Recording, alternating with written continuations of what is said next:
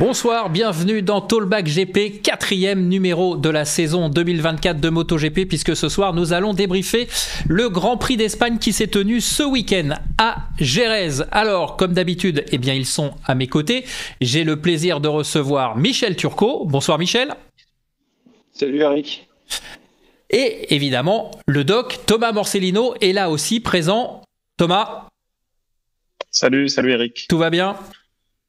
Ça va très bien, et toi ? Ouais, impeccable. On a vécu un très très bon Grand Prix. Je rappelle qu'on est toujours en association avec nos amis de Long Lap qui vous proposent de gagner les tracés de chaque Grand Prix que l'on débriefe. Donc n'hésitez pas à commenter le fil des commentaires, à le nourrir sous la vidéo pour être éventuellement tiré au sort. Et puis, pour débriefer, alors pas vraiment pour débriefer ce Grand Prix, mais pour se projeter un petit peu plus loin, on est ravis d'accueillir Claude Michy, l'organisateur du Grand Prix de France. Bonsoir Claude.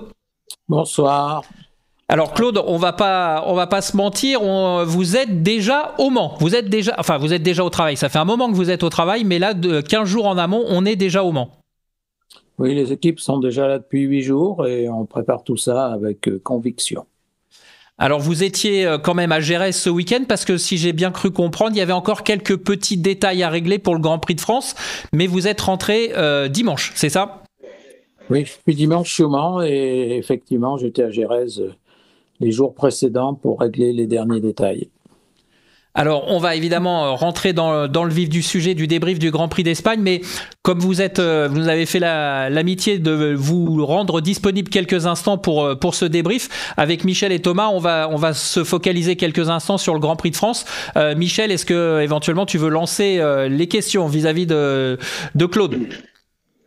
Alors moi Claude, je vais te dire un truc, c'est qu'on annonce un record à Jerez, on annonce rien que sur la journée de dimanche 140 000 spectateurs, c'est-à-dire à la louche 30 000 spectateurs de plus que l'an dernier sur le circuit Bugatti. Est-ce que tu penses que tu peux faire mieux cette année ? Non, mais ça commence fort. Les records sont faits pour être battus de toute façon.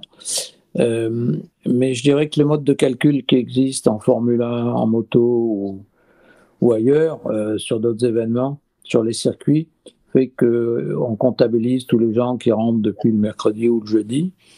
Et donc, j'ai un peu de mal à... Je pense qu'il faut parler des affluences effectivement du dimanche, qui est du nombre de billets vendus, parce que sinon, c'est comme si un match de foot au Stade de France, il y a 80 000 personnes, et qu'on recompte ceux qui vont à la buvette et qu'on dit qu'il y en a 120 000, quoi. Donc, c'est un peu compliqué. Ah mais là on annonce 140 000 rien que pour la journée de dimanche. C'est vrai qu'il y avait beaucoup de monde, mais bon, c'est vrai que ça paraît, c'est une petite enceinte quand même, Jerez. Enfin en tout cas, les courses exceptionnelles qu'on a depuis le début de saison ont l'air d'attirer les spectateurs. Ça c'est plutôt une bonne nouvelle, j'imagine aussi pour toi, même si les Français ne sont pas au mieux de leur forme. Enfin en tout cas leur moto, quoi. Non, mais Jerez l'ambiance était extraordinaire, hein, avec ce qu'a fait Acosta, Marquez, les courses sont fantastiques, que ce soit la sprint ou l'autre.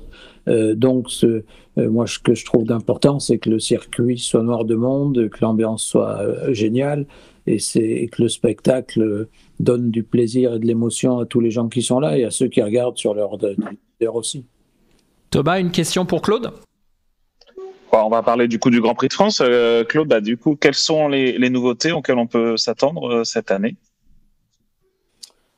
On essaye d'essayer d'accueillir au mieux le public. La première chose qu'on va faire, c'est que le mercredi et le jeudi étant fériés et que les gens arrivent de plus en plus tôt, le jeudi soir, on a mis en place avec Canal un genre de fan zone où les journalistes seront avec leurs consultants sur la grille de départ et le public sera dans les tribunes.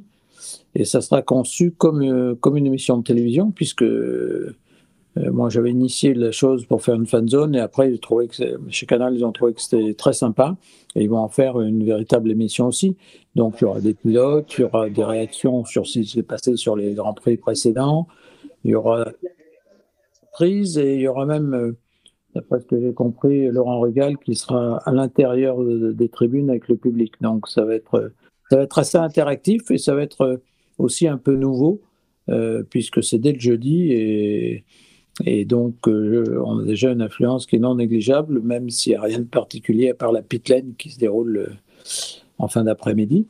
Et puis on essaye, on a quelques surprises qu'on ne va pas annoncer parce que sinon c'est plus une surprise, mais on a une très belle exposition fait des 75 ans des Grands Prix avec la Fédération internationale moto, donc avec des très belles pièces d'exception. Ça sera dans le village.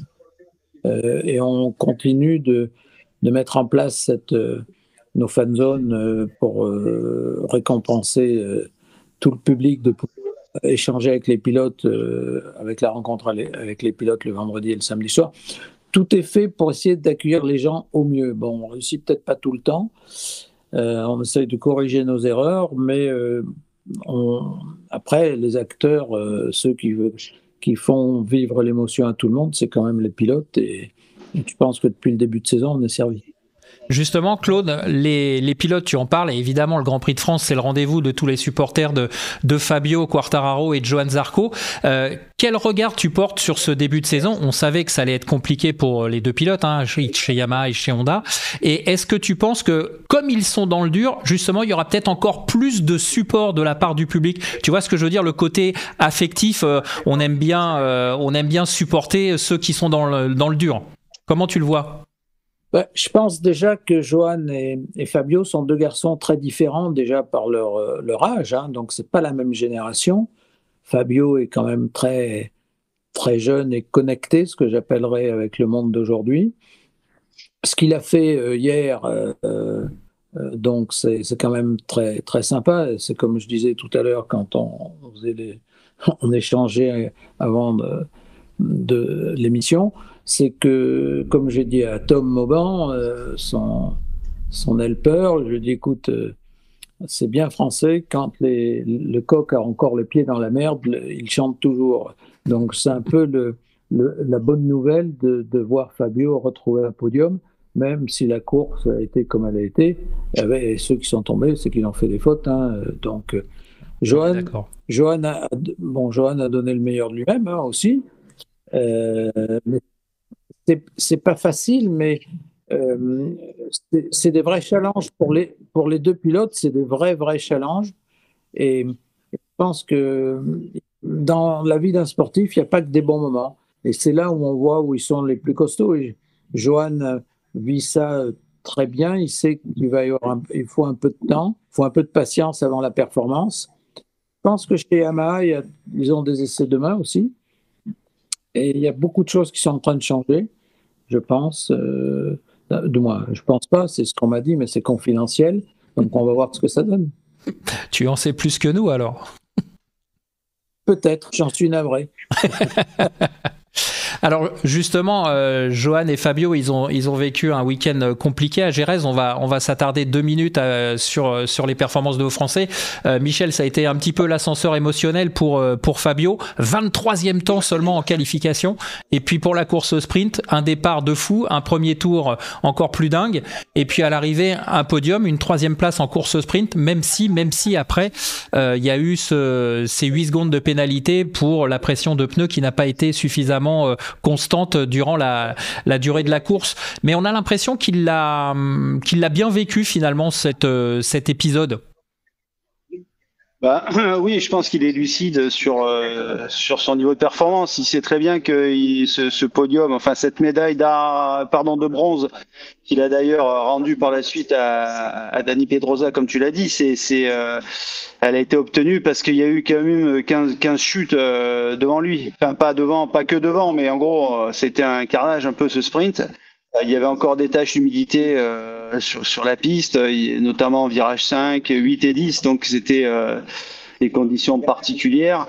Le niveau de performance, il n'a pas évolué.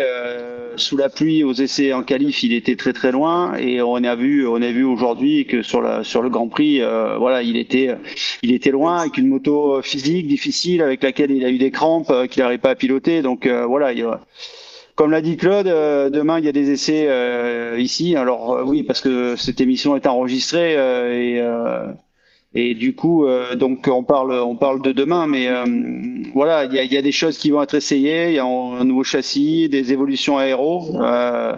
On verra ce que ça donne. Mais bon, pour l'instant, on est vraiment dans le dur chez Yamaha. Ouais. Et Thomas, du coup, même un petit peu, même analyse, hein, j'imagine, pour Johan Zarco. Johan qui a perdu la 5e place du sprint dans le dernier virage. Il se passe toujours quelque chose dans ce dernier virage à Jerez. Et il a expliqué qu'en fait, il était tellement concentré qu'il croyait qu'il se battait pour le dernier point de la sprint race, pardon. Mais globalement, les analyses de Michel s'appliquent aussi chez chez Honda, pardon. Excuse-moi. Alors, j'ai cru, enfin, je sais pas si vous m'entendez toujours, mais j'ai eu un souci de son. Non, je te disais simplement, l'analyse de Michel par rapport à Fabio chez Yamaha, malheureusement, on peut l'appliquer à Johan, même sur ce week-end, avec notamment cette chute dans la sprint race dans le dernier virage où il pensait se battre pour le point de la dernière place qui ramène des points comptablement. Oui, bah effectivement, ça reste compliqué pour Honda. Toujours ces mêmes problèmes de vibration dont a souffert pas Fabio, pardon, mais Johan depuis le début de la saison. Là, il a rencontré encore ce problème-là durant le week-end, et aujourd'hui, il nous a avoué que de toute façon, cette moto qui pensait être une bonne moto, je veux dire une moto qui était bien née, comme il l'avait dit en début de saison. Demain, ce sera un nouveau projet, une nouvelle moto, un nouveau projet totalement nouveau qui sera lancé au test. Donc, est-ce que ce sera une bonne solution? Il le sait pas, mais en tout cas, il espère que ça ira de l'avant. Donc voilà. Ça peut être une bonne nouvelle. Du côté des Japonaises, on espère que ce sera de belles évolutions, quoi. Ça peut être une bonne nouvelle pour le Grand Prix de France, ça, Claude, une nouvelle moto encore pour Johan. Oui, mais tout le monde progresse, même si eux progressent, devant ça progresse aussi. Hein. Oui. Personne n'est arrêté, donc faut arriver à combler le gap. Ça prendra un peu de temps. C'est le sport de très très haut niveau, c'est ça se joue à pas grand chose. Et donc, quand on a pris du retard, techniquement parlant, dans ce cas-là, c'est pas les pilotes qui sont en cause. Techniquement parlant, il faut un peu plus de temps pour revenir au niveau. Donc, ça va être en cours de saison ou quand, comment, je ne sais pas. Mais on sait que les Japonais travaillent beaucoup et il faut qu'eux aussi, ils comblent le retard qu'ils ont sur l'aéro, je pense, parce que tous les autres avaient des ingénieurs F1. Et donc, c'est pour ça que le différentiel s'est fait assez vite, je pense. Claude, on va pas t'immobiliser trop longtemps, te garder trop longtemps parce que tu as beaucoup à faire. Hein. Par contre, j'aurais quand même voulu avoir ton avis sur l'arrivée de Liberty Media. Comment toi, en tant qu'organisateur, tu le ressens ? Qu'est-ce que ça peut changer ? Parce qu'on dit que Liberty Media va faire beaucoup pour la notoriété du MotoGP. On sait que le Grand Prix de France est pris comme modèle par rapport à tout ce que tu amènes avec tes équipes sur l'animation, sur la réception du public, etc. Comment tu vois cette arrivée de Liberty Media ? C'est une évolution normale. Il faut savoir qu'une société comme Dorna a changé 5 fois d'actionnaire majoritaire. Donc, moi, j'ai connu à peu près tous ces changements. À aujourd'hui, ce qui est prévu, c'est que c'est toujours le même management qui chapeaute le MotoGP, c'est-à-dire Carmelo Espeleta, Carlos, son fils, et les gens de Dorna. Et je pense que à chaque fois, et là, de plus que Liberty Media est très impliqué dans le sport mécanique, on ne peut avoir que des choses positives sur l'évolution du spectacle, et tout en gardant certainement la spécificité et l'état d'esprit qui a présidé à ce que fait Carmelo Espeleta depuis longues années, c'est-à-dire une notion d'abord de sécurité pour les pilotes, mais aussi cette vie commune entre les constructeurs, les organisateurs et les promoteurs qui sont Dorna et Liberty Media avec eux. Donc, les choses vont se faire, vont évoluer. C'est eux qui vont décider de comment ils veulent évoluer. Mais moi, je pense que de toute façon, le monde change, le monde évolue. Donc, il faut aussi avoir des pensées un peu nouvelles pour continuer de suivre l'évolution. Du côté des droits, il n'y a pas de remise en question des droits par rapport aux engagements en cours. On a notamment vécu ça en Formule 1. Liberty Media a été un petit peu au bras de fer avec notamment le Grand Prix de Monaco, parce qu'ils voulaient récupérer notamment tout ce qui était la location des balcons, etc. Ils pensaient que c'était à eux de le récupérer, etc. Du côté des droits, des contrats que vous avez signés, il n'y a pas de remise en cause, tout perdurera. Il n'y a pas de souci là-dessus. Les Grands Prix de F1 sur lesquels il y a eu des discussions étaient des Grands Prix qui étaient en fin de contrat. Donc, ce qui n'est pas notre cas. Et donc, je pense que il faut pas comparer l'auto et la moto. C'est deux économies totalement différentes. Par contre, les gens de Liberty Media, je pense, ont été très étonnés de ce qu'ils voient dans la moto. C'est pour ça qu'ils se sont intéressés à ça. Et que pour eux, c'est quand même un produit d'avenir aussi. Donc, c'est ce qui est bien pour tout le monde. Très bien. Écoute, Claude, merci encore une fois de ta disponibilité. On ne va pas te retenir plus longtemps parce qu'il y a quand même du travail. Tu disais qu'il y avait quelques derniers détails à finaliser, mais j'imagine que le travail est quand même conséquent. En tout cas, mille merci de ta disponibilité. Et puis, bien évidemment, on te souhaite le meilleur pour ce Grand Prix de France et une affluence record, pour revenir sur les propos de Michel. Non, mais je vous remercie. J'ai eu plaisir à être avec vous. Et puis à mon âge, il faut que j'aille dormir. Non. À bientôt. Bonne soirée à vous tous. Merci Claude. Voilà, encore merci à Claude Michy et un invité chasse-l'autre, pourrait-on dire, dans Talkback GP, puisqu'on est ravi de recevoir Nicolas Goyon, le team manager du team GasGas Tech 3. Bonsoir Nicolas. Bonsoir. Merci en tout cas de vous être rendu disponible pour participer à l'émission. Alors Nicolas, on tenait à vous avoir parce que depuis le début de la saison, il y a un véritable phénomène dans les rangs de Tech 3. Ce week-end, on va dire qu'on a eu du haut et du bas, mais j'allais presque dire qu'on est presque trop gourmand parce que on n'oublie pas que Pedro est un rookie.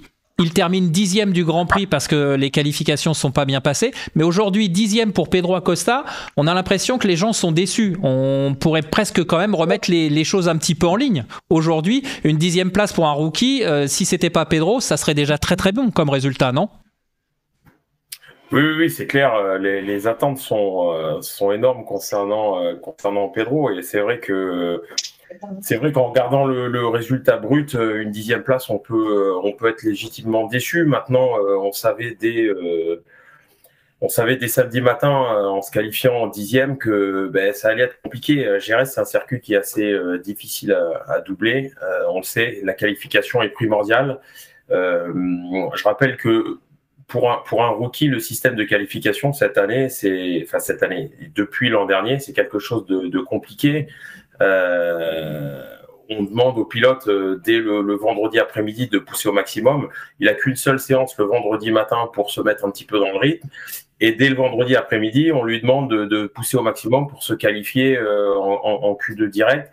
Alors, c'est quelque chose que Pedro arrive à faire particulièrement bien. En plus, donc là, samedi matin, on a eu des qualifications un petit peu difficiles. Il a plu, c'était la première fois qu'il vivait des qualifications sous la pluie. Néanmoins, il s'en est plutôt bien sorti. Il était en bataille pour la première ligne et malheureusement, il a fait une petite erreur qui lui a coûté la première ligne. Donc il est qualifié 10e. Et voilà, à partir de là, on savait que ça allait être un petit peu compliqué pour la course. Voilà, hier, il s'est produit un miracle. Il y a eu pas mal de chutes. Il fallait rester sur ses roues. Lui s'en est plutôt bien sorti. Donc, il a fait ce podium magnifique, voilà, qui a un petit peu sauvé le week-end. Maintenant, aujourd'hui, c'était un petit peu plus compliqué. Il s'est fait enfermer au départ. Il y a eu quelques touchettes avec Johann Zarco. Voilà, donc il finit le premier tour à la 18e place. Et puis à partir de là, quand on part 18e sur une course, j'ai envie de dire que finir 10e, ça tient presque du miracle, quoi. Donc voilà, on est quand même relativement content. C'est un bon résultat. Il prend des points et puis l'apprentissage continue. Michel, une question pour Nicolas ? Une grosse chute ce matin au warm-up, Nicolas. Ça a dû affecter un petit peu sa confiance quand même. Alors c'est sûr que la chute n'a pas aidé. Bon, alors le positif, c'est que déjà, il s'est pas fait mal.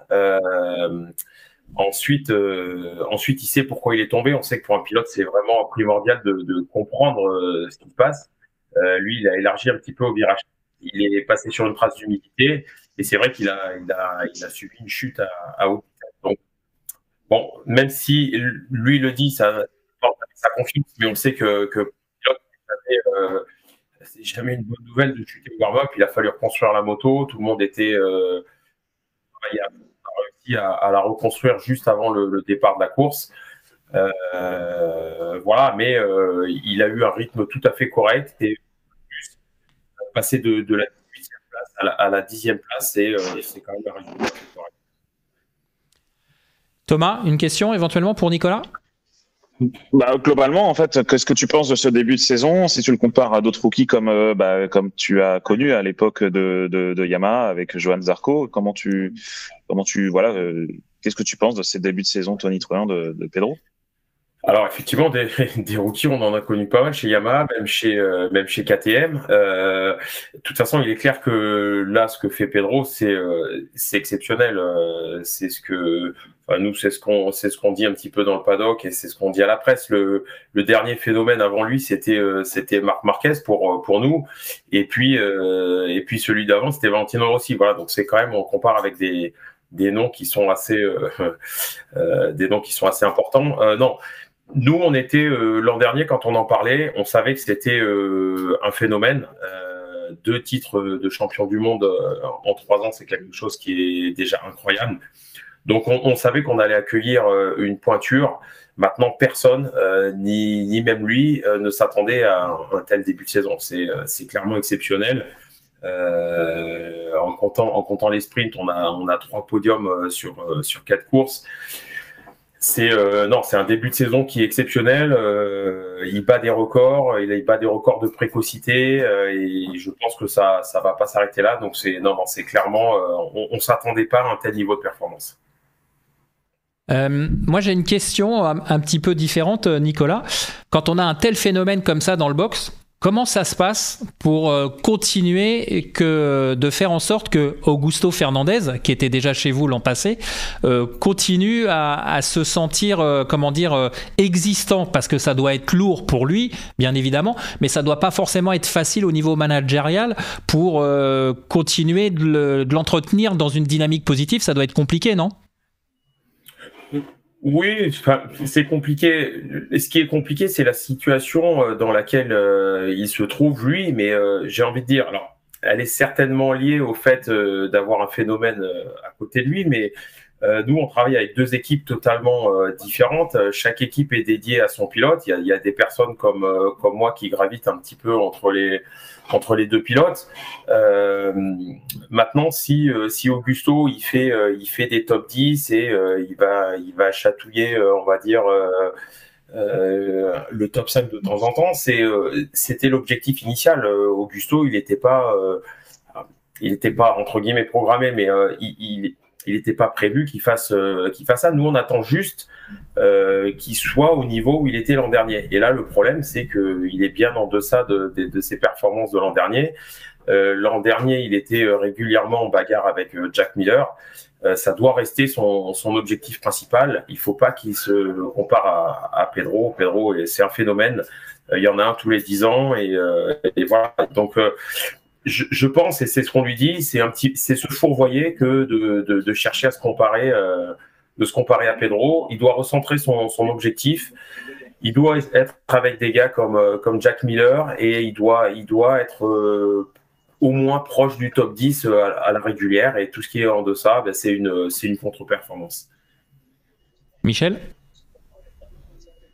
Non, mais écoute, moi, on est tous sous le charme de ce garçon, parce que là, on a parlé du pilote, mais moi, j'aimerais que tu nous parles aussi un peu de l'homme, parce qu'on voit bien qu'il est un peu, c'est un peu, bon, t'as travaillé longtemps avec Crutchlow, Nicolas, donc t'as aussi connu des pilotes un peu, on va dire à l'ancienne, et Pedro, on a l'impression que voilà, c'est un pilote qui a à peine 20 ans et qui se comporte un peu comme un pilote des années 80, non ? Comment tu vois ça, toi ? Nous, on voit surtout le côté technique. Donc, c'est aussi à vous, les médias, de me dire comment ils se comportent avec la presse. Mais non, je crois savoir que effectivement, il amène un vent de fraîcheur au niveau des médias. C'est quelqu'un qui a pas sa langue dans sa poche. Donc, tu citais Crutchlow. Effectivement, c'est marrant parce que j'en parlais avec certaines personnes de la presse. Et pour nous, Cal est le dernier vraiment bon vivant, le mec qui détend un petit peu les journalistes en salle de presse. Et voilà. Et depuis Cal, on n'a vraiment vu personne qui a ce sens de la phrase, qui a ce naturel, ce parler naturel. Et je pense que Pedro, il est un petit peu comme ça. En tout cas, nous à travailler et à vivre au jour le jour, c'est quelqu'un qui est charmant. Je veux dire, toute l'équipe qui travaille avec lui, surtout les gars qui travaillent proche de lui, sont sous le charme. C'est quelqu'un qui est naturel, qui a pas du tout, enfin, pour l'instant, il n'a pas du tout la grosse tête. Je peux vous dire qu'ici, au Grand Prix d'Espagne, on a vu des choses qui sont assez incroyables. Hein. On a vu le public qui était acquis à sa cause. Il y avait en permanence une cinquantaine de personnes amassées devant nos camions qui attendaient d'avoir une photo avec lui, une signature.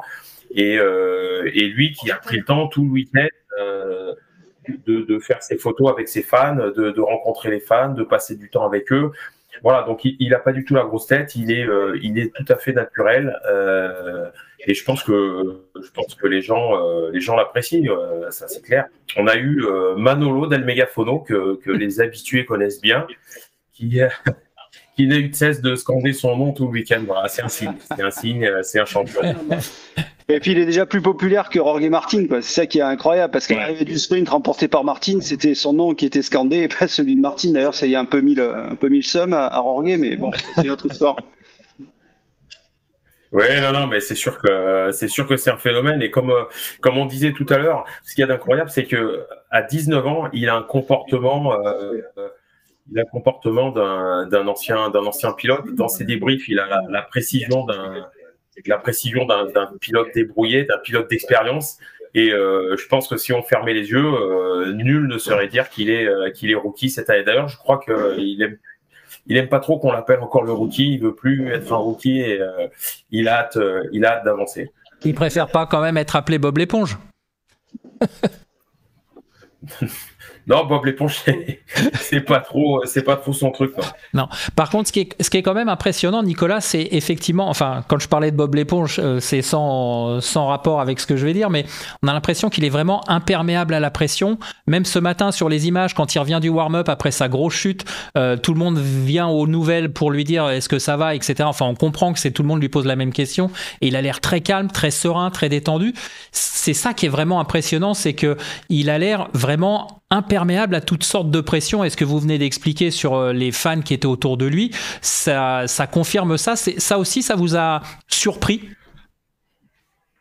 Ah oui, clairement, ça c'est vraiment quelque chose qui est surprenant. J'en parlais avec son équipe, avec son kiné notamment, en lui disant voilà, comment est-ce qu'il, donc en début de semaine, comment est-ce qu'il va aborder cette semaine. Je sais qu'il y a beaucoup de membres de sa famille qui sont là. Il y avait tous ses amis. Il y avait beaucoup de personnes, et lui il m'a dit non, mais moi depuis que je travaille avec lui, je l'ai vraiment jamais vu sous pression.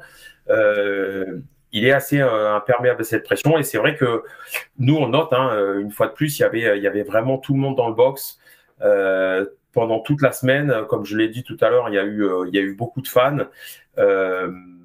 Les caméras sont tout le temps là, donc je veux dire, c'est quand même quelque chose quand on a 19 ans qui est relativement impressionnant, et lui le gère plutôt bien. Par rapport à ça, j'ai quelques anecdotes, mais par exemple, vous dites qu'il a l'air serein en toutes circonstances, et c'est vrai que par exemple après la première course du Qatar, quand il a eu son problème de bras, il a eu un petit souci de bras, de fatigue avec un levier. Tout le monde pensait que c'était le pneu, et lui nous a tout de suite rassuré. Il a dit non, le pneu n'a rien eu, j'ai eu un petit problème avec un bras, je vous en parlerai après. Il a laissé partir les caméras, et après il a parlé de son problème. Et aujourd'hui c'est pareil, après la chute, quand les caméras sont dans le box, lui il laisse rien transparaître, il veut rien montrer à personne. lui il se dit que tous les gens et notamment les concurrents qui voient la caméra, lui il va leur donner des informations et ça il veut surtout pas leur donner, donc il fait bonne figure devant la télé et ensuite dans un cercle plus privé il s'exprime avec nous, mais voilà, il veut rien montrer, il veut rien faire paraître et il a déjà tout compris, que j'ai envie de dire. Ouais. C'est impressionnant ce que vous venez de nous expliquer, Nicolas. La dernière question, parce qu'on va vous libérer pour pas vous retenir trop longtemps, Nicolas. Le prochain rendez-vous, c'est le Grand Prix de France. Vous allez avoir entre guillemets de la pression en tant que Tech 3, équipe française, etc. Est-ce qu'il vous en a déjà parlé? Est-ce qu'il sait ce que ça représente pour vous? Bref, est-ce qu'il prépare quelque chose entre guillemets? Non, on n'a pas vraiment parlé du Grand Prix de France. Demain, on a une journée de test, donc on a encore la tête à Gérès, à essayer de trouver des petites choses encore sur la machine. Voilà, mais il nous en parlera pas, mais je sais qu'au fond de lui, il a à cœur de réussir. Il sait que c'est important, c'est une course qui est importante pour nous. Et voilà, on va garder notre routine habituelle, on va préparer cette course. On va arriver au Mans, on va voir, on sait que la météo joue toujours un rôle important là-bas, donc on va faire comme d'habitude en début de semaine un point météo, et puis à partir de là, on va élaborer notre plan de semaine et on va travailler comme d'habitude, mais je sais qu'au fond de lui, il aura à cœur de faire un résultat pour son équipe. Très bien. Merci beaucoup, Nicolas. On ne va pas vous embêter plus longtemps, à moins que Michel ou Thomas aient une dernière question. Mais non, c'est tout. Non, c'est bon, on va laisser aller dîner, Nicolas. En tout cas, merci beaucoup, Nicolas, de votre disponibilité. Et puis, bon travail jusqu'au Grand Prix de France. Et puis, on vous souhaite le meilleur, évidemment, au Mans. Merci à vous. Au revoir. Merci. Au revoir. Michel, donc on va rentrer un peu plus dans le vif du sujet par rapport à ce débrief du Grand Prix d'Espagne et on va parler évidemment de Francesco Bagnaia. Francesco Bagnaia, ça a été un peu l'ascenseur émotionnel ce week-end. Samedi, il y a cette chute, tu l'as expliqué avec Binder et Bezzecchi. On a l'impression qu'il va être au fond du trou et puis pas du tout. Dimanche, il est là, il est présent et il est taille patron.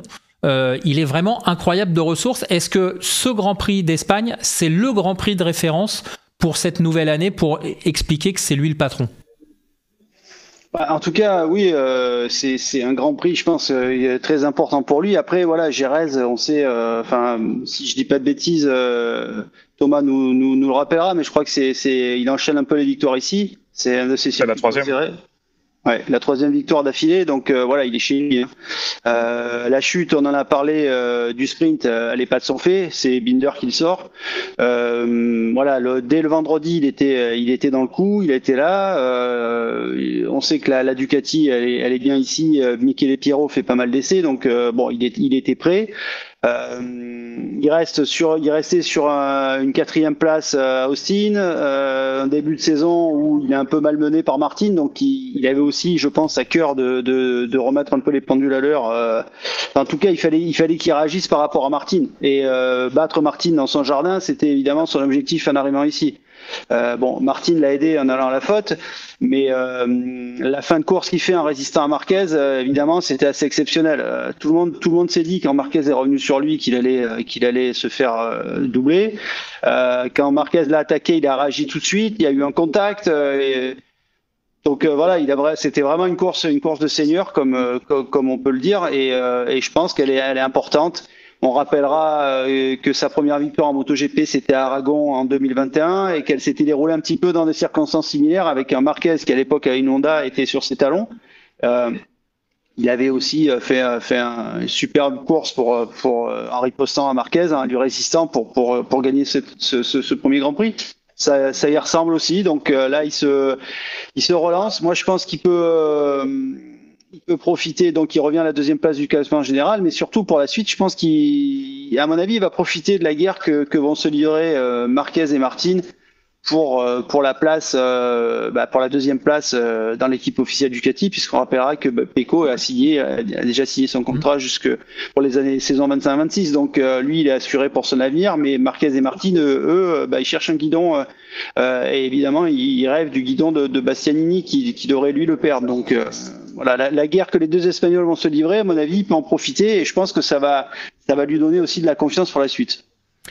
Thomas, au niveau de Pecco Bagnaia, tu penses qu'il a pris un ascendant psychologique aujourd'hui dans cette victoire vis-à-vis de Martin? Parce que en début de course, sincèrement, on sent qu'il est plus vite que Martin, mais il reste exprès derrière lui, il le lâche pas. 2-3 fois, il lui monte la roue, comme quoi il va passer au freinage, puis finalement il se ravise. Est-ce que le côté psychologique aujourd'hui a basculé du côté de Bagnaia? Bon, écoute, je pense pas, parce qu'en fait, on est sur un échange on va dire, de leadership entre guillemets entre Martin et Bagnaia. Quand Bagnaia est bien, à l'inverse, Martin peut ne pas l'être, et inversement. Hier, Martin a encore gagné le sprint, Bagnaia a commis une erreur. Donc, si tu veux, c'est pas commis une erreur. Oui. Attention, Michel, il va te tirer les oreilles. mais en gros, voilà, il joue aussi un peu de malchance. Mais voilà, les deux, en tout cas, se mènent la vie dure. Je sais pas s'il a je pense pas que Bagnaia ait pris un ascendant psychologique. Je pense juste qu'il a tapé du poing sur la table aujourd'hui, mais que les courses prochaines, on sait que l'année dernière, en France, Martin avait gagné son tout premier sprint. Donc, on sait que Martin est très bon là-bas. Enfin, je veux dire, c'est, pour l'instant, difficile de définir, entre guillemets, une hiérarchie entre les deux prétendants, champions et vice-champions en titre, quoi. En tout cas, Michel, ce qui est flagrant quand même, c'est ce que tu disais, hein, il a vraiment réagi. C'est surtout qu'il fait le meilleur tour en course dans l'avant-dernier tour. C'est quand même un truc extraordinaire, parce que non seulement il se bagarre avec Marquez, il réussit finalement à le repousser, à reprendre de l'avance, et dans les 2 derniers tours, il bat le record du tour en course. Ça faisait longtemps qu'on ne l'avait pas vu à ce niveau-là. Ouais, il bat le record du tour son record du tour à 3 tours de l'arrivée, et c'est à ce moment-là que Marquez comprend que bon, il vaut mieux rester deuxième, qu'il n'arrivera pas à le doubler, sachant en plus qu'à ce moment-là, la pression dans son pneu avant est montée, à essayer de revenir et à buter un peu derrière. Donc c'est un peu l'estocade finale, on va dire. Mais dès le premier tour, on n'en a pas parlé, mais il a réalisé un dépassement au freinage du virage numéro 5, un peu hallucinant, un freinage à l'extérieur et où il passe 3 pilotes d'un coup. Sur le vibreur en plus. Non, il est à l'extérieur là, sur ce freinage au bout de la ligne droite. Chose qu'il explique justement, il l'explique, Michel, en disant que c'est quelque chose qu'il avait déjà tenté l'année dernière, c'était peut-être moins propre, c'est quelque chose auquel il est habitué, justement, passer par l'extérieur. Il a aussi tenté en Thaïlande, on se souvient, et ça n'a pas marché, mais apparemment c'est une de ses spécificités, en tout cas, à Bagnaia. Ouais, non, mais c'est impressionnant. Non, mais... Vas-y, hein, Michel, continue. Non, mais écoute, voilà, une course de patron, et on l'a dit, et voilà, je pense il le dit, hein, ça, c'est forcément un boost de confiance après un début de saison un peu compliqué. Après, on a eu aussi un week-end vendredi, les conditions étaient bonnes, on a eu de la pluie dans la nuit de vendredi à samedi, le sprint s'est déroulé sur une piste avec des taches humides, il y a eu pas mal de chutes, enfin énormément de chutes même. Aujourd'hui, il faisait frais. Il y avait du vent, donc c'était un week-end, on va dire que pour un Grand Prix d'Espagne à Jerez fin avril, on a eu des conditions qui n'étaient pas celles qu'on a l'habitude de connaître. Donc je pense qu'on va avoir une saison encore agitée avec chaque course va nous réserver son lot de surprises. On a Marquez qui a dit justement, on va y venir. Terminé. Voilà, bon, donc... non, mais justement, on n'a pas fini. Je fais les transitions, vas-y, je te laisse continuer, alors. Non, mais c'est parfait, tu fais les liaisons, c'est impeccable. On reviendra après sur Martin, mais on ne peut pas occulter la performance de Bagnaia sans parler de Marc Marquez, parce que on va dire que les deux sont liés. Enfin, je sais pas comment vous l'avez apprécié, vous, sur place, mais je veux dire, on entendait la ferveur et tout le monde était derrière Marquez. Ça a été quand même quelque chose d'incroyable. Bah oui. Écoute, moi je suis Marc de près depuis le début de la saison, parce que je suis en train d'écrire une biographie de lui. Donc vraiment tous les jours je sens sa progression, je vois sa progression, ses commentaires, et c'est assez significatif. Il a dit ce week-end, ma période d'adaptation, mon apprentissage est terminé. Maintenant, je veux jouer le podium, je veux jouer la victoire. Donc, il s'est clairement déclaré ce week-end comme un candidat au titre de champion du monde. Il le dit pas tout à fait comme ça parce que pour lui, c'est plutôt l'idée d'obtenir une place de pilote, de réobtenir une place de pilote d'usine l'année prochaine pour aller conquérir son 9e titre l'année prochaine. Mais moi, je pense que dès cette année, il sera là pour jouer la victoire. Et Thomas, tu as quelques chiffres intéressants sur Marc ce week-end qui sont même plutôt amusants. Alors lesquels? Parce qu'il y en a quelques-uns, mais tu parles de sa pole position. Ouais, entre autres, ouais. Ouais, bah écoute, sa pole position, oui, c'est sa 93e position. Les chiffres se concordent bien.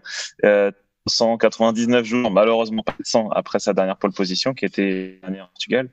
Donc voilà, on a vu aujourd'hui, enfin ce week-end, un Marquez des grands jours, 4 ans après son grave accident, et il le disait tout à l'heure, voilà, j'étais dans la merde, maintenant je revis, je suis bien, et je sens que je peux faire de belles choses. Donc la victoire est proche, ça c'est sûr. Et aujourd'hui, il l'a frôlé. Moi, j'y croyais. Et j'espère que voilà, qu'il continuera à progresser comme il l'a montré depuis quelques courses. En tout cas, aujourd'hui, il ne voulait pas tomber. C'était aussi une de ses conditions. Il s'est dit voilà, ça faisait déjà 2 courses que j'avais fini dans le bac à gravier.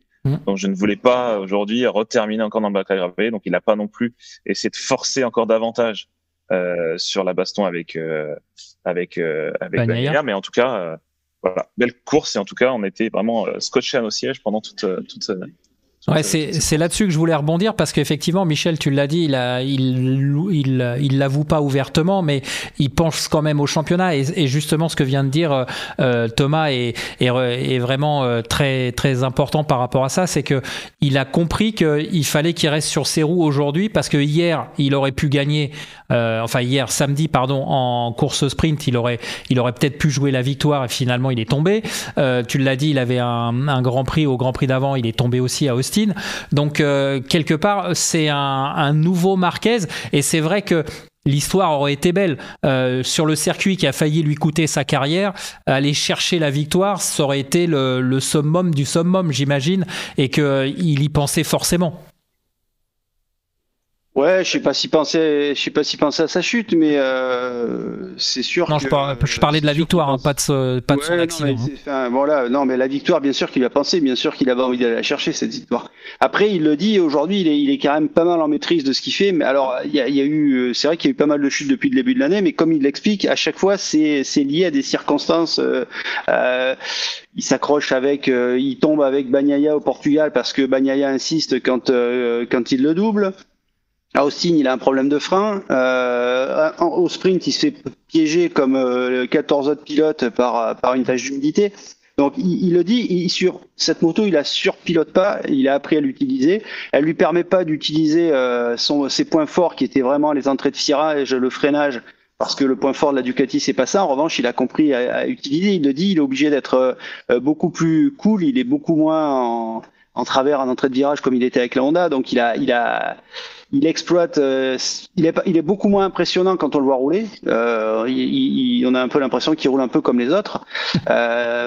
Plus ce style improbable qu'il avait avec la Honda. Mais voilà, c'est efficace, ça va vite, et il est toujours aux avant-postes depuis le début de l'année. Alors, il était un petit peu devancé par les 3 GP24 de Martin, Bagnaia et même Bastianini. Mais voilà, maintenant il fait jeu égal avec eux, et je pense que la première victoire, elle est effectivement plus très loin.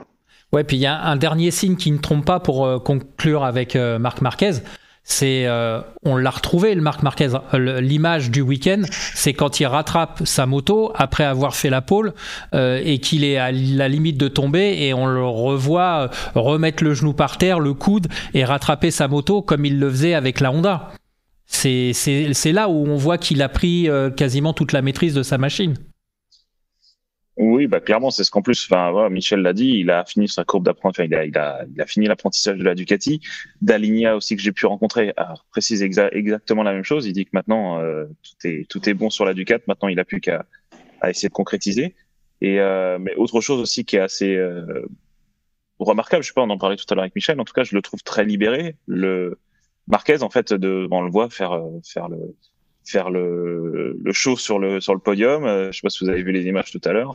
Il a fait la même chose à Austin, malgré ses quelques erreurs. En tout cas, il est libéré et c'est le Marquez, je dirais même encore plus libéré que quand il l'était et qui dominait la catégorie en fait. Ouais, il prend du plaisir maintenant après ces années difficiles avec Honda. Il est vraiment revenu dans le plaisir de piloter. Alors le plaisir, on peut pas parler de ce mot-là pour définir son état d'esprit ce soir. Évidemment, c'est Jorge Martin. Jorge Martin qui était quand même hier très impressionnant. Samedi, dans la course sprint, encore pleine de maîtrise. Il avait fait évidemment le gros coup puisque Bagnaia avait chuté. Et aujourd'hui, lui, il explique qu'il comprend pas. Dimanche, il explique qu'il comprend pas pourquoi il est tombé, alors que tout le monde pense que c'est Bagnaia qui l'a poussé à la faute. Lui, il l'analyse pas comme ça. Est-ce que vous avez pu le rencontrer, discuter avec lui, qu'est-ce qu'il en ressort? Oui, après, de ce que dit Bagnaia, c'est que là où il tombe, quand il perd l'avant de la moto, c'est un endroit où la piste est un peu détériorée, c'est un endroit où il fallait faire peut-être un peu plus attention que ce qu'il a fait. Il était sur son rythme, je pense pas que on peut pas dire que c'est Bagnaia qui l'a fait chuter. Il s'est fait piéger, comme ça arrivait à Bagnaia sur certains grands prix, comme ça lui est déjà arrivé aussi l'an dernier à 2 reprises. Maintenant, moi, je pense que Martin il avait envie aussi de marquer le coup ici, ne serait-ce que par rapport à ce dont on a un peu parlé avec Nicolas Goyon, c'est la popularité d'Acosta. Je pense qu'il agace certainement. On sait que Martin, ils se sont pas reconnus, à la fois par Ducati, à la fois par son public, à la fois par les journalistes. Il y a à chaque fois quelque chose de mieux qui fait qu'on ne parle pas de lui. Et ça, je pense que ça nourrit un sentiment de frustration assez important. D'ailleurs, j'en ai parlé avec Gilles Borsol qui partage aussi ce sentiment. Il y a beaucoup de discussions en ce moment entre Pramac et Yamaha. Il y a de fortes chances que Campinotti choisisse de rejoindre le camp Yamaha l'an prochain. Et donc, ça voudrait dire que si jamais c'est le cas, la question se pose de savoir quel soutien il aura de Ducati pour la fin de saison. Il y a aussi cette rivalité avec Marquez qui est en train de s'installer pour la place de la deuxième place dans l'équipe officielle Ducati. Donc il y a beaucoup de choses qui peuvent nourrir un petit peu sa frustration, son agacement. Et on le sait, Martin, c'est un sanguin. Ouais, mais paradoxalement, quand tu le vois, il fait moins énervé que ce qu'on a connu par le passé. Il a l'air plutôt un peu mieux posé cette année et ça va en totale contradiction avec ce que tu nous expliques. Donc c'est un peu ce que disait Nicolas Goyon, c'est une façade devant les gens et derrière c'est la cocotte minute quoi. Écoute Eric, il est en tête du championnat avec 92 points donc voilà. Ouais, il a 17 points d'avance aujourd'hui, c'est pas non plus catastrophique. Il a pas tout perdu non plus quoi. Certes, il a perdu un gros avantage, mais comme tu le dis, il reste en tête du championnat. Voilà. Thomas, comment toi tu le perçois ce Grand Prix pour Martin? C'est un accident, on va dire, plus on va pas parler de rebondissement parce qu'on n'en est qu'à 4 Grands Prix de cette saison 2024, mais on peut le considérer comme un accident et il va vite passer à autre chose. Clairement, moi je le vois comme ça. Comme je le disais tout à l'heure, au Mans, c'est un circuit qu'il apprécie. C'était hier, samedi, il a gagné son 11e sprint, ce qui n'est pas rien. Il est sur le podium de tous les sprints depuis le début de la saison. Donc il marque quand même des points le samedi. Ça lui permet d'être encore en tête du championnat avec une bonne petite avance. Au débrief, il le dit, il considère pas, même s'il sait que c'est une erreur, bien évidemment, parce qu'il chute, il serait resté sur la moto, mais c'est pas une erreur qu'il aurait commise. Il voudrait maintenant comprendre pourquoi la moto, pourquoi il a chuté, parce qu'il comprend pas en fait. Il est passé au même endroit tout le temps, comme il le dit, et il comprend pas pourquoi il a chuté à ce moment-là. Donc il espère pouvoir comprendre cette chute pour pouvoir ensuite ne plus la reproduire sur les grands prix d'après. Donc il y a aussi cette courbe d'apprentissage de la GP24 qui doit être encore faut continuer à grandir, à progresser avec cette GP24, parce qu'on le sait, la GP24 depuis le début de la saison souffre de problèmes de vibration, c'est compliqué sur certains circuits. Donc aujourd'hui, le tracé de Jerez a plutôt bien fonctionné, mais est-ce que ce sera le cas aussi au Mans? Voilà, il y a des choses aussi encore à prendre en compte, outre que le combat entre les deux prétendants au titre, tu vois. Ok, très bien. Bon, messieurs, merci beaucoup. Vous l'avez compris, hein, on s'est un petit peu mélangé dans les dates, mais vous l'avez compris, on a enregistré l'émission dimanche soir parce que Nicolas Goyon et Claude Michy étaient disponibles à ce moment-là. Donc voilà. Mais en tout cas, on les remercie encore une fois. Michel et Thomas, je sais que vous avez encore du travail, donc on va vous libérer. On a passé quasiment 1 heure ensemble. C'est un petit peu plus long qu'à l'habitude, mais on avait des invités, donc vous l'aurez compris. On se donne rendez-vous au Grand Prix de France. Un dernier mot pour conclure. À quoi on peut s'attendre au Grand Prix de France? C'est un circuit qui va bien au Ducati, non? De la pluie. Alors, non, la pluie, je sais pas, mais on a carrément oublié avec tout ça de parler d'un certain Marco Bezzecchi. Non, là, son premier. Vas-y, oui, bien sûr. On n'a pas vraiment parlé. Donc Marco Bezzecchi qui termine sur le podium, c'est son premier de la saison. Et Marco Bezzecchi, l'an dernier, il avait gagné au Mans. C'était le 1000e Grand Prix. Donc voilà, pourquoi pas le retrouver devant, surtout s'il pleut. Ouais. Tu vois, Michel, d'habitude, t'aimes pas les pronostics. Finalement, tu viens de nous le donner en passant en revue la très très belle course, c'est vrai, il faut le dire aussi, de Marco Bezzecchi, 3e. Thomas, toi, t'étais plutôt mauvaise langue. À quoi on peut s'attendre? La pluie. Non, on a déjà eu moins 1000 aux 24 heures du Mans. Enfin, aux 24 heures moto, donc normalement c'est le soleil qui nous attend. Écoute, comme je disais, à peu près sur les 22 éditions depuis l'avènement du MotoGP au Mans, il y a eu 11 fois de la pluie ou une course sur le mouillé. Donc, si tu veux, c'est une chance sur 2, donc on verra la semaine prochaine. Non, là, je voulais en venir, faudra faire attention à Bastianini, parce que c'est un circuit qu'il aime bien aussi.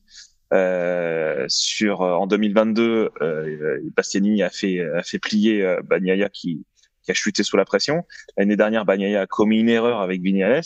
Donc c'est pas un circuit qui réussit du tout à Bagnaia. Donc si tu veux, on pourrait encore se retrouver avec encore quelque chose de totalement inattendu la semaine prochaine. Donc voilà.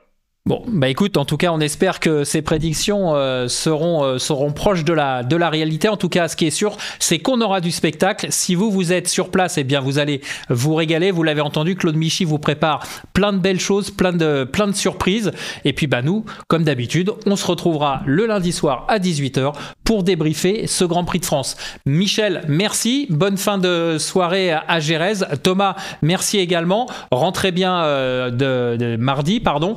Et on se retrouve, nous, pour le prochain numéro de Talkback GP. Ça sera le lundi à 18h, après le Grand Prix de France. D'ici là, portez-vous bien.